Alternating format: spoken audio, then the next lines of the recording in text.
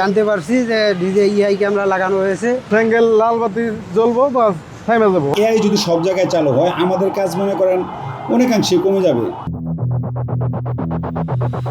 গভীর রাত, সড়কে নেই ট্রাফিক পুলিশ, তবুও কেউ ভাঙছে না নিয়ম। ট্রাফিক সিগন্যালে লাল বাতি জ্বলে ওঠার সঙ্গে সঙ্গেই থেমে যাচ্ছে গাড়ি। এ যেন অন্য এক ঢাকা। সম্প্রতি রাজধানীর বেশ কয়েকটি সড়কেই দেখা গেছে এমন চিত্র।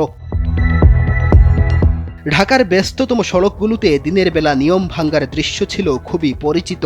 ট্রাফিক পুলিশ থাকলেও অনেকেই নিয়ম ভাঙতেন। রাতের দৃশ্য ছিল আরও ভয়াবহ। তবে এখন বদলে গেছে সেই দৃশ্য। ট্রাফিক পুলিশ না থাকলেও চালকরা মেনে চলছেন সিগন্যাল, থামছেন জেব্রা ক্রসিংয়ের আগে।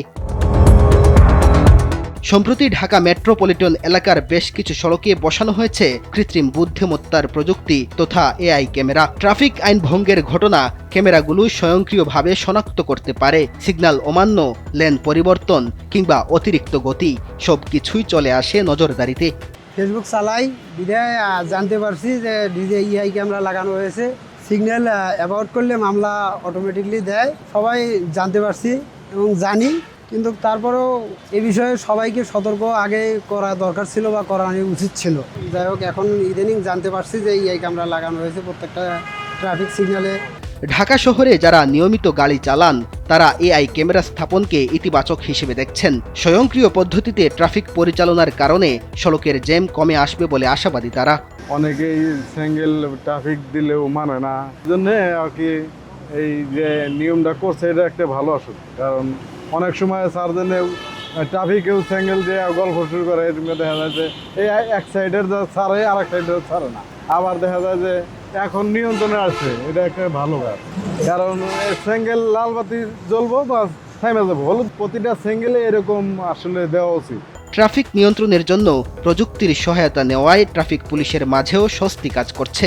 নিয়ম ভাঙলে স্বয়ংক্রিয় মামলা খাওয়ার ভয় থেকেও মানুষ এখন সিগন্যাল মানছে বলে মনে করছে পুলিশ।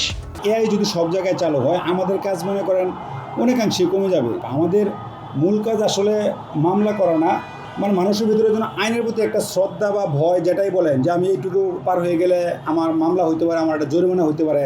যারা জানে যে এই লালবাতিতে এই অংশটা ক্রস করে গেলে আমার মামলা হবে, তারা কিন্তু ঠিকঠাক মতো দাঁড়ায় যাচ্ছে। আর যারা জানে না তারাও দেখেন, আপনি জিজ্ঞেস করে পাশে লোক দাঁড়াইছে এই দেখে সেও দাঁড়ায় যাচ্ছে।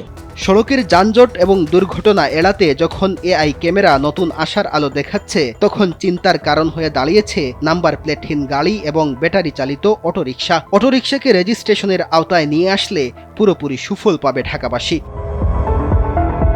মেহেদী হাসান তালহা, সময়ের আলো।